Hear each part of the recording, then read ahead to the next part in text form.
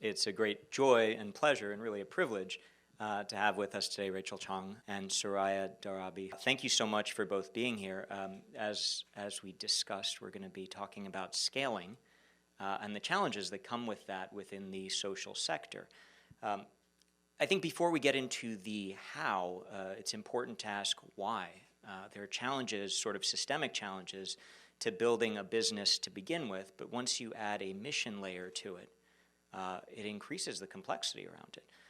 So why is it that you think that social enterprises can sort of become really big, and why specifically the social enterprises that you've been involved in?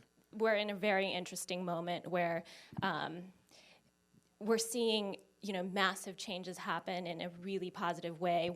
Women entrepreneurs, and this new type of entrepreneur, which is a social entrepreneur. And for many social entrepreneurs, it's actually not about putting a mission layer on top. It's that the mission is first, and we're trying to solve real social problems. We see gaps in the world, problems that have not yet been solved, and we think about solving that problem first, and then we think about, okay, what is the right structure to actually solve that problem? So in starting Catchafire, I spent a lot of time thinking about what is the right business model.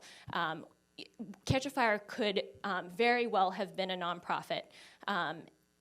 We chose to be a B corporation, and I really don't like to use the word for-profit because we're not for-profit. We're for mission. We just happen to have a business model that is aligned with the mission. There's a huge opportunity, and the opportunity that we're going after is making it possible for talented people all around the world to be able to give those skills to nonprofits and social enterprises who need it. That's our market. It's massive, and companies are also seeing the opportunity to plug their talent base into opportunities like this. It's not just, better, stronger community impact, but there's also a business reason to that, and that's retention and that's talent attraction. For you, Soraya, with Zady, I mean, that factored in at a bigger level because, at sort of a more direct level because you're selling products to consumers. Do you want to talk a little bit about that?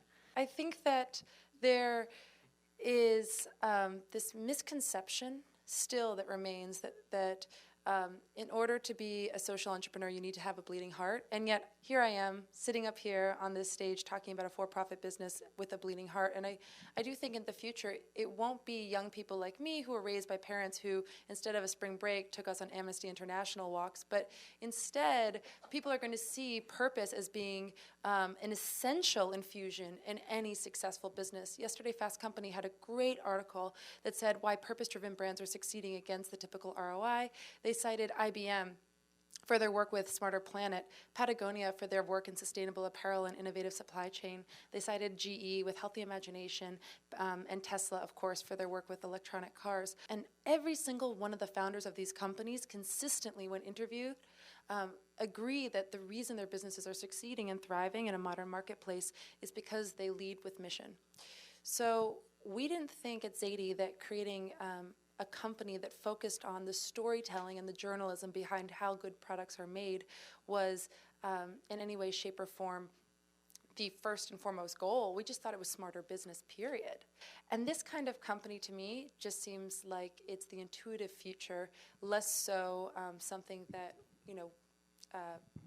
is kind of smart marketing. What were you looking for as sort of touch points to know that you were heading on the right path as you were starting and beginning to grow your respective organizations? Mentors is something Shiza mentioned earlier, which I have to reiterate is so crucial, so essential. So mentors in the social impact world can be people who are high net worth individuals who have had great successes in their careers and want to give back, or they can be people who have built and scaled large organizations who are excited to help a company that aligns with their values. So Rachel and I are both YGLs, and that's Young Global Leaders at the World Economic Forum. And I certainly met a lot of early supporters and enablers of our vision through that particular network. The best tool, of course, is online through social media, connecting people across Twitter and Facebook, and reaching out even blindly with a thoughtful message and one very specific ask that's easy for them to do, to just begin a discussion. You know, it's an interesting time where we're pioneering the space, and you know, it does take, you know, really strong operators, but I think there's also a huge opportunity to build an infrastructure that allows folks who aren't in the upper echelons of this socioeconomic range to also participate in solving the world's biggest problems, because those are the folks who are really in touch with what the world needs. So share with us a little bit of sort of what we can do as a group in this room to really move the ball forward on all those fronts. I think that it's something that was touched upon earlier, but you know, big businesses typically have CSR arms, or occasionally galas once a year, or fundraising events. You know, you can run a half marathon to raise money for a cause, and then if you're in that system, you sort of feel like, oh, I've checked off that box, and now it's done.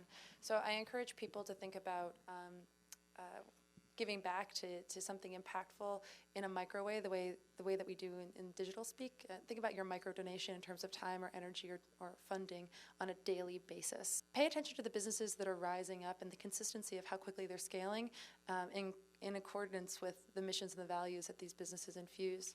And finally, I'll say that I agree with you about the fact that most of these businesses are started by the privileged, but we are living in a time where more people have smartphones than clean water. So think about how digital access and connectivity, especially through mobile, can further the mission of the either social businesses that you support or the issues that are important to you. Speaking to the businesses in the room, I think there's a huge opportunity to connect with this movement. It's really easy to do it through Catchafire, but there certainly are, you know, other ways. I think it's also about being brave. You know, this stuff is new.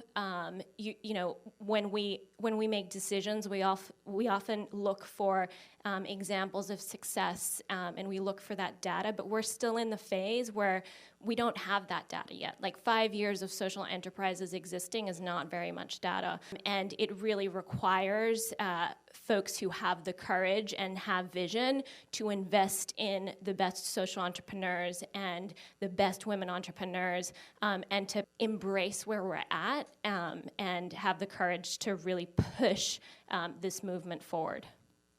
Well, thank you so much.